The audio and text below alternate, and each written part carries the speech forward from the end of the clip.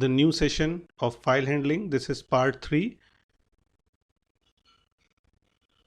As in part 2, we have already covered steps to code a file, different modes to open a file, read data from file using scanf, and rest fgetc, fgets, and fread functions will be taken in this particular session, which is file handling part 3. So we will start with our session with fgets.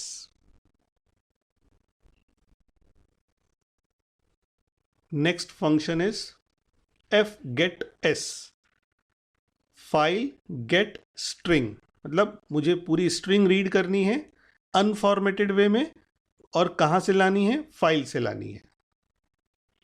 fget stands from file get string. fget function is used to get string from a stream. जो ये unformatted है. fscanf formatted था, ये unformatted है. Formatted means वहां पे मुझे %s, %d, %u देना पड़ रहा था रीड करते समय, यहां पे नहीं देना पड़ेगा. Syntax of fgets is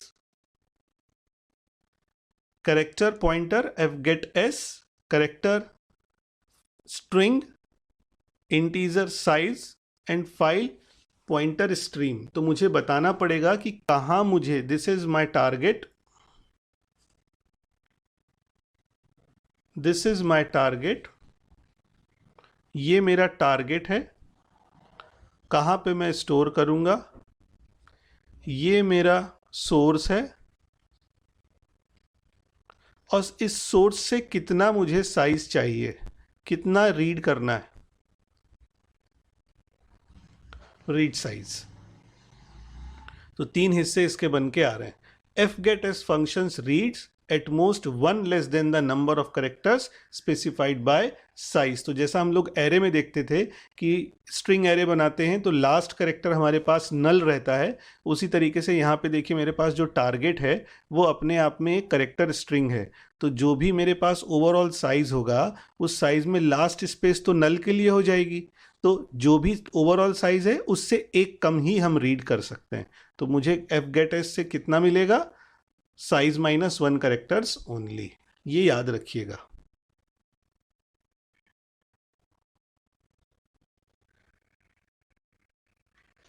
fgets terminates as soon as it encounters either a new line character or end of file or any other error. तो कोई भी 3 कंडीशन होंगी तो fgets टर्मिनेट हो जाएगा. पहला क्या? /n मिल गया, न्यू लाइन कैरेक्टर, EOF मिल गया, एंड ऑफ फाइल, और या फिर कोई एरर. तो न्यू लाइन फीड मिल रहा है, इसका मतलब कहीं से /n फाइल में रीड हो गया. End of file means EOF का पॉइंटर मुझे उसमें मिल गया, या फिर कोई एरर आई. ऐसा होने पे ये fgets प्रोग्राम को वहीं रोक देगा, इस फंक्शन को वहीं रोक देगा. When all the characters are read without any errors, a /0 character is appended to the end of screen. /0 क्या होता है? null. तो जब सारा रीड प्रॉपर कंडीशन में हो जाएगा तो लास्ट में हम /0 as a end of string means termination of string add कर देंगे. ये इसका एग्जाम्पल है, इसको देखते हैं. void main, फाइल पॉइंटर का fp मैंने लिया, एक करेक्टर स्ट्रिंग ले ली जिसका कि साइज 80 रखा, जिसका कि साइज 80 रखा. इफ f ओपन पे मैंने एक फाइल ओपन कर ली, सपोज उसका नाम है sample file1.txt, और इसको रीड मोड में ओपन किया. किस मोड में ओपन किया? रीड मोड में ओपन किया. इफ fp इज नल, इसका मतलब कि ये फाइल एग्जिस्ट नहीं कर रही है या हम इसको ओपन नहीं कर पाए हैं, तो हम बोलेंगे कि file could not be open, take a exit. और अगर ये फाइल ओपन हो गई है तो क्या करना है? किस पे स्टोर करना है? स्ट्रिंग str पे स्टोर करना है. कहां से लाना है? दिस इज माय इनपुट, जिसको कि बोला source. This is my output, इसको क्या बोला? टारगेट. कितना साइज मुझे लाना है?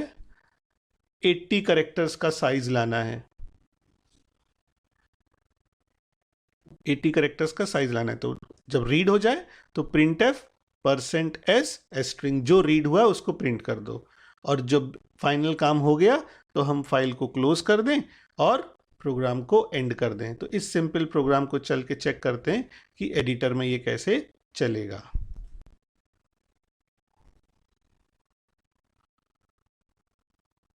तो ये रहा हमारा प्रोग्राम।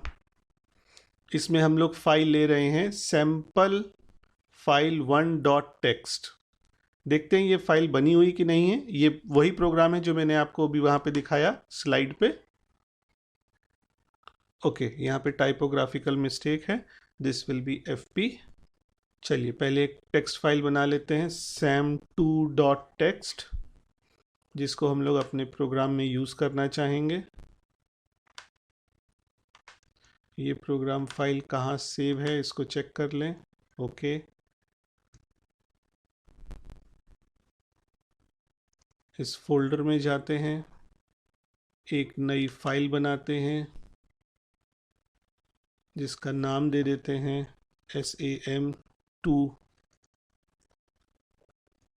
sam2 और इसको ओपन करके रखते हैं, कुछ डेटा इसमें लिख लेते हैं। Welcome to the second program of file handling, hope you are able to understand it। चलिए इसको सेव कर लेते हैं, क्लोज करते हैं। इसको फिर से एग्जीक्यूट कराते हैं। Okay, it is giving something else, let us check what is an error. Yes, fp double equals to null। तो चलिए हम लोगों ने sam2 फाइल बना ली। अब इस प्रोग्राम को कंपाइल करते हैं। ये एरर फ्री है। अब यहाँ जो हम लोगों ने फाइल का कंटेंट बनाया था इसको ओपन करके रखते हैं ताकि सैंपल को चेक कर पाएँ कि ये ऐसा ही चल रहा है कि कुछ और आ रहा है। और अब मैं इस प्रोग्राम को एग्जीक्यूट करता हूँ। Welcome to the second program of file handling and see this is what was written in the program sam2 file sam2। Welcome to the second program of file handling. और finally मेरे program में क्या statement था, now closing the file. तो ये file को close कर रहा है। Now closing the file, it is closing the file.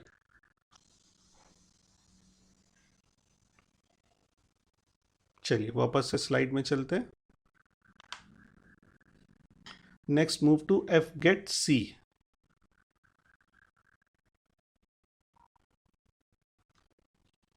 fgetc function returns the next character from the stream or end of file if the end of file is reached or if there is an error।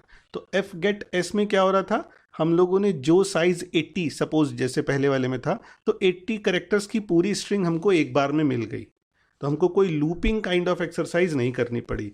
जबकि हम अगर fgetc की बात करेंगे तो एक एक character bye character हम रीड करेंगे और ये रीडिंग प्रोसेस कब तक चलेगा, जब तक कि नेक्स्ट करेक्टर एग्जिस्ट कर रहा है, मींस एंड ऑफ फाइल नहीं अचीव हो जा रहा है या फिर कोई एरर नहीं आ जा रही, तब तक हम रीड ऑन कर सकते हैं। इट्स सिंटेक्स इज, देखिए ये इंटीजर में दे रहा है, integer fgetc file pointer, file stream हम इसमें मेंशन कर देंगे। fgetc returns the character read as an integer or return end of file to indicate an error or end of file। fgetc returns the character read as integer or return end of file to indicate an error or end of the file। तो fgetc हमको क्या return करेगा, या तो कोई integer value या फिर EOF return करेगा। अच्छा, अब ये इंटीजर वैल्यू कैसी होगी, जो भी करेक्टर रीड हुआ है उसकी ASCII वैल्यू जो होगी वो यहाँ पे रीड होगी। तो प्रोग्राम में अगर जरूरत होगी तो हमको उसे वापस से करेक्टर में कन्वर्ट करना पड़ेगा।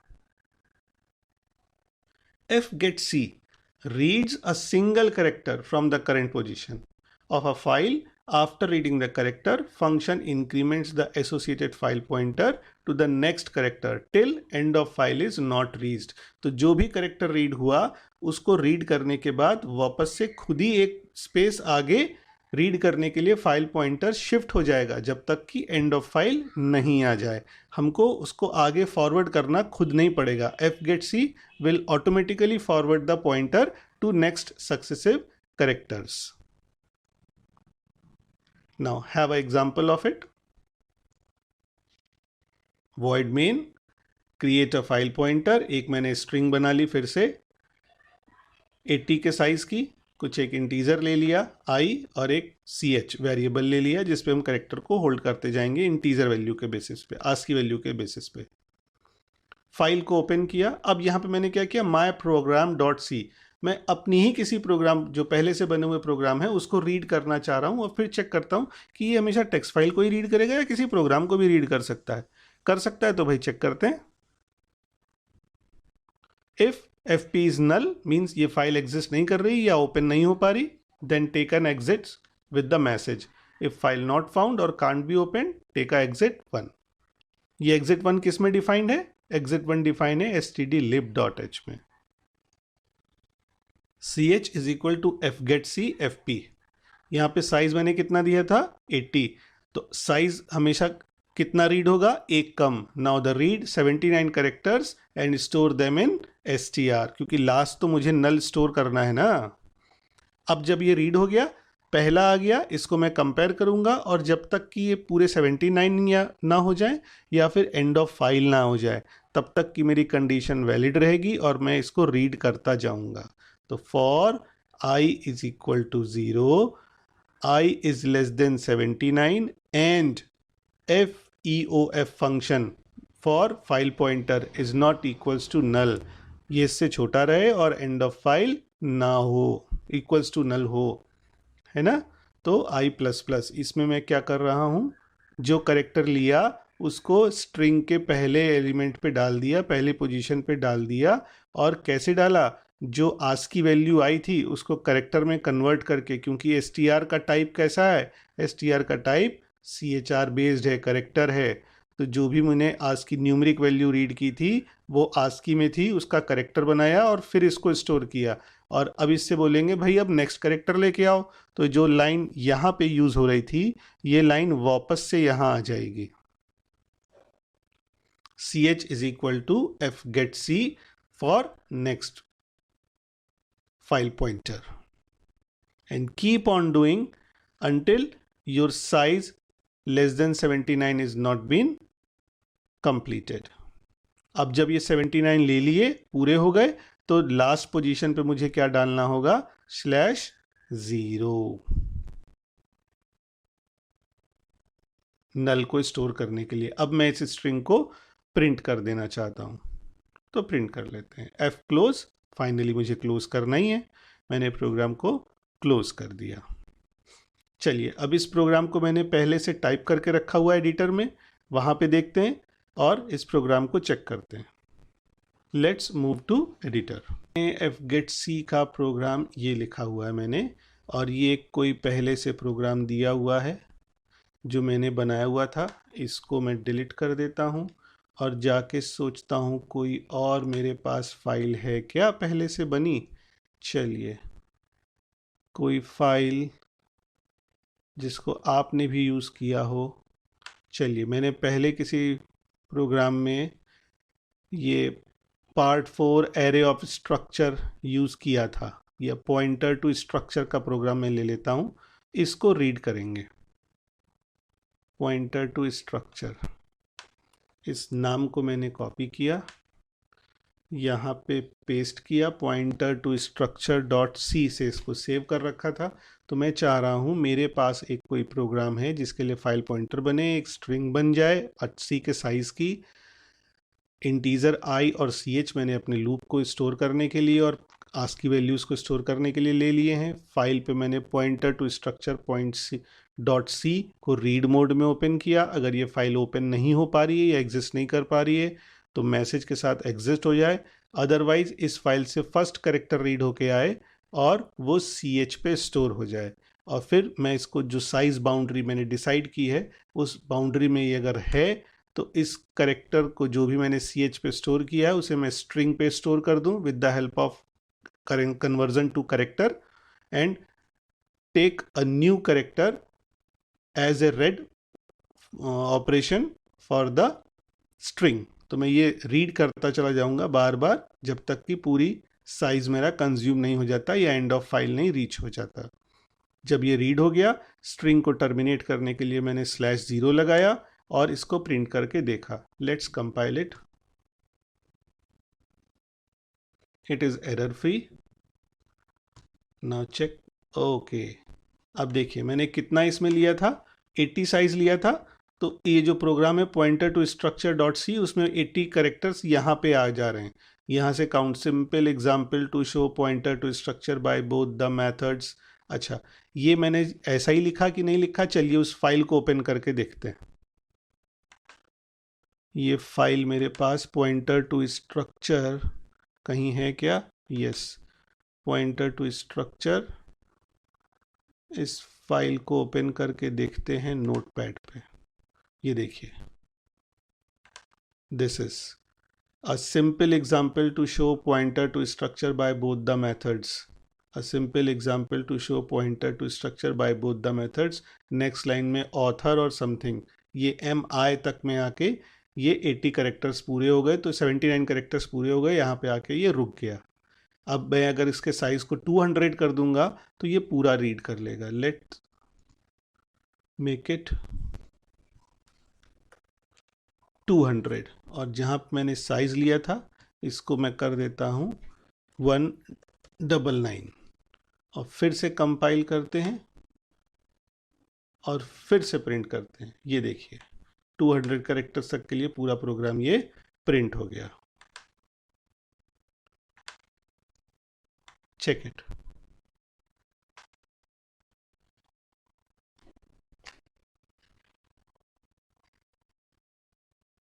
ये देखिए स्ट्रक्चर AB, यहां तक आते हुए ये प्रोग्राम के 200 कैरेक्टर्स पूरे हो रहे हैं।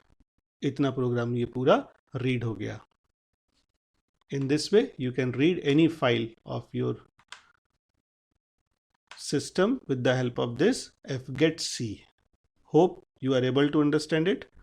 Let's move to the slide for the next function, that is read. Fread.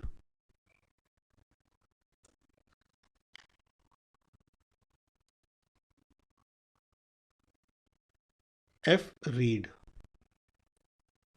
Fread function is used to read data from a file. अब फाइल से हमको ये fread के थ्रू भी हम रीड कर सकते हैं। अलग अलग मेथड्स हैं, आपको जहां जैसी जरूरत हो वैसे फंक्शन को आप यूज कर सकते हैं।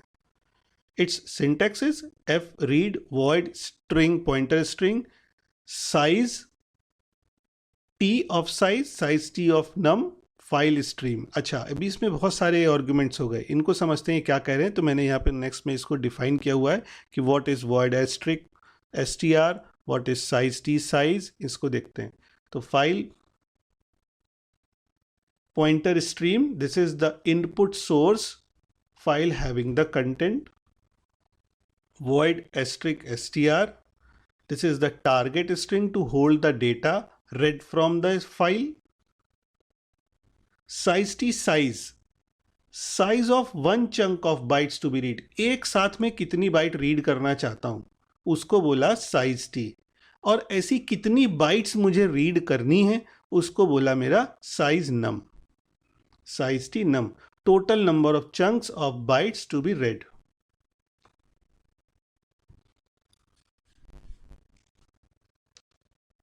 तो यहां पे ये है *str, ये मेरे पास टारगेट है, ये मेरा सोर्स है, कहां से मुझे कंटेंट चाहिए, कहां पे डालना है, और एक बार में मैं कितना पढ़ना चाह रहा हूं। वन टाइम रीड साइज, एक बार में कितनी बाइट्स रीड करना है इन बाइट्स, और टोटल कितनी बाइट्स मुझे रीड करनी है। how many such bytes are required to read. कितनी बाइट्स मुझे रीड करनी है. अच्छा, F get S, F get C और एफ स्कैन एफ ये तो टेक्स्ट के लिए काम करते हैं. एफ गेट, ये जो एफ रीड फंक्शन है, ये टेक्स्ट फाइल और बाइनरी फाइल दोनों पे काम करेगा. तो आप बताएंगे कि एक बार में कितनी बाइट रीड करनी है और ऐसी कितनी बाइट्स मुझे रीड करनी है.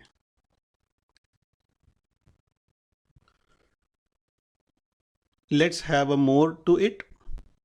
Upon successful completion, fread returns the number of bytes successfully read. कितनी bytes उसने successfully read कर ली वो मुझे return करेगा. The number of objects will be less than num if a read error or end of file is read encountered. तो अगर पूरा हो गया है तो मुझे पूरा साइज दे देगा, अदरवाइज उससे कम में वो कब रुकेगा, जब हम एंड ऑफ फाइल पे रीच कर रहे हो या कोई एरर अकर हो गई हो.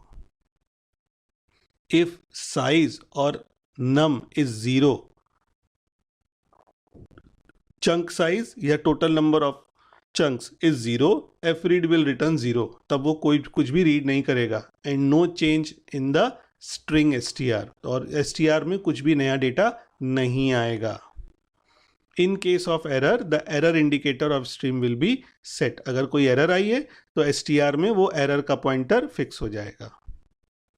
The fread function advances the file position indicator for the stream by the number of bytes read. अच्छा, अभी जैसे प्रोग्राम में मैंने बोला कि एक ये जो साइज है, सपोज मेरे प्रोग्राम में साइज जो है वो 2 है और मुझे ऐसे 20 सच चंक्स रीड करने हैं.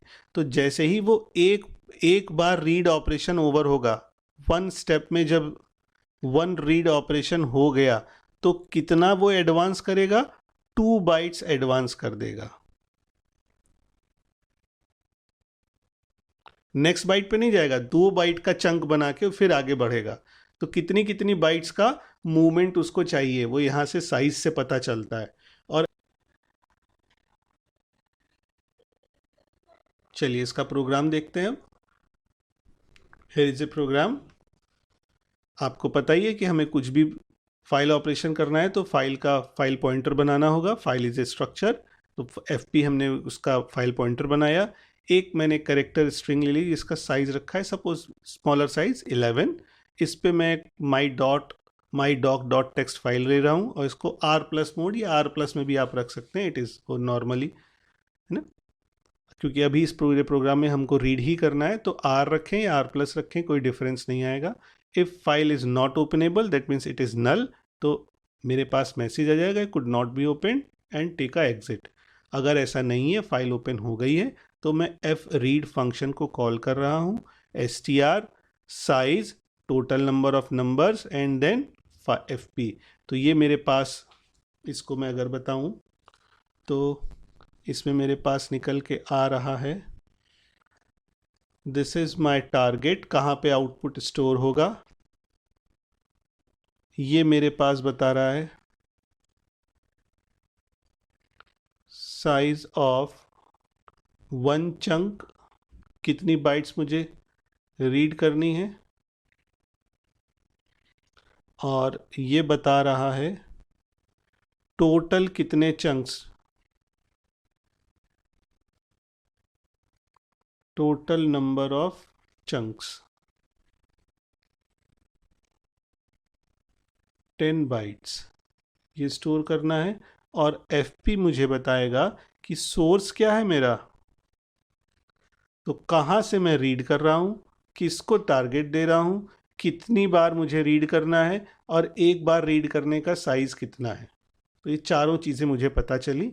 जब ये पूरा पता चल जाएगा तब मैं उसको देखूंगा कि ये कहाँ पे आ गया है. str पे पॉपुलेट हो गया है. लास्ट में जाके मुझे नल को स्टोर करना पड़ेगा और जो भी जितना भी स्टोर है उसको मैं प्रिंट कर सकता हूँ. और पूरा काम करने के बाद मैं फाइल को क्लोज कर देता हूँ. और यहाँ पे आके हमारे पास सारे फंक्शंस कंप्लीट हो रहे हैं. जो भी मैं आपको एडिटर पे जो प्रोग्राम्स कोड दे रहा हूँ, ये सारे प्रोग्राम कोड आपको नीचे डिस्क्रिप्शन सेक्शन में मिल जाएंगे और आप उसको अपने सिस्टम पे यूज़ करके उनको ट्राई कर सकते हैं, चला के देख सकते हैं और ये एग्जाम्पल्स को आप खुद भी हैंड्स ऑन एक्सपीरियंस ले सकते हैं. Let's move to the editor. fread, this is a function. my.talks, ये पूरा सेम फंक्शन है जो मैंने वहाँ पे आपको बताया. कुछ इसका साइज मैंने ज़्यादा कर दिया ताकि आपको दिखाई दे कि रीड कैसे हो रहा है. mydoc.text, तो मैं चेक कर लेता हूँ कि mydoc.text पहले से है यहाँ पे कि नहीं. mydoc अवेलेबल है, इसके अंदर कुछ लिखा हुआ है, hello and welcome to class showing the use of fread function. Let's check it. इसको मैं क्लोज कर देता हूँ पहले फाइल को.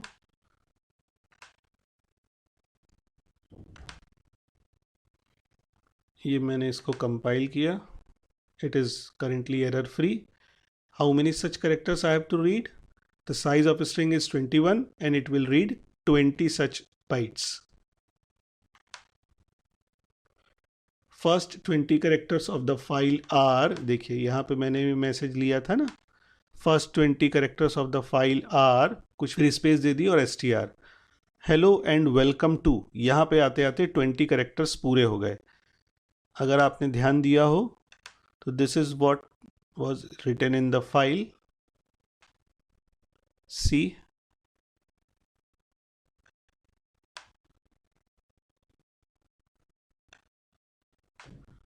Hello and welcome to the to space पे आते ही यहीं पे 20 हो गए. The class showing the use of fread function is not available. तो अब मैं क्या करता हूँ, ये इसको भी चाहता हूँ, तो अब वहाँ पे मैं साइज जाके 21 का 41 कर देता हूँ, तब देखता हूँ क्या होगा. और फिर आप चेक करके बताइए कि आपको आउटपुट देखने में लगा कि नहीं. Let it is 41, it is 40 and let it is 40. ये मैंने साइज नहीं चेंज किया.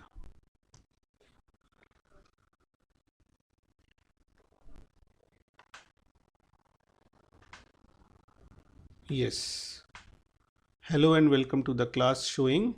अब वहाँ पे आस्की कैरेक्टर, क्योंकि एंड ऑफ लाइन आ रहा था, इस बेसिस पे उसने आस्की कैरेक्टर यहाँ पे प्रिंट कर दिया. आप देख सकते हैं इस तरीके से fread फंक्शन यूज हो रहा है. Now back to slide. So in this way, we have understood what are the basic steps to write a file handling based program and what are the four major functions for file handling specifically designed for reading a data from a file and their related functions based program. And in next presentation, we will see what are the basic writing functions and how they are being handled in C. Thank you.